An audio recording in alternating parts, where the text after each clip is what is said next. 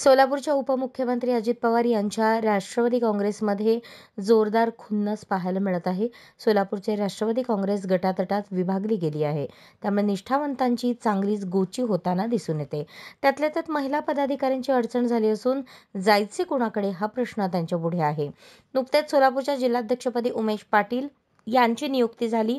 त्याचे सर्व स्तरातून स्वागत झाले, अभिनंदन झाले, सत्कार झाले, पण शहराचे अध्यक्ष संतोष पवार आणि कार्याध्यक्ष जुबेर बागवान यांच्याकडून साधे अभिनंदन किंवा सत्कारही झाला नाही।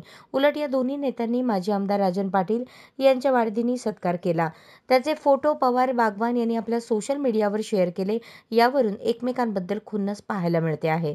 एकेकाळी उमेश पाटील, संतोष पवार तसेच जुबेर बागवान हे नेते एकाच विचाराचे पाहायला मिळायचे। आनंद चंदनशिवे यांना राष्ट्रवादीत आणण्यासाठी या सर्वांचा वाटा आहे।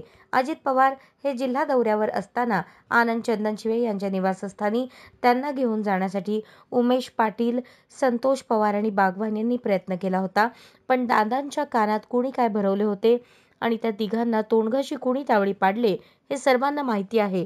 हे सर्व घडले ते माजी आमदार दिलीप माने यांच्या फार्म हाऊसवर।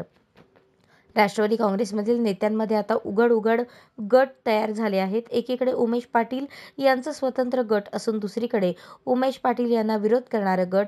आगामी स्थानिक स्वराज्य संस्थेच्या निवडणुकीतही गटबाजी निश्चितच पक्षासाठी धोकादायक ठरणार आहे, हेही तितकेच खरे।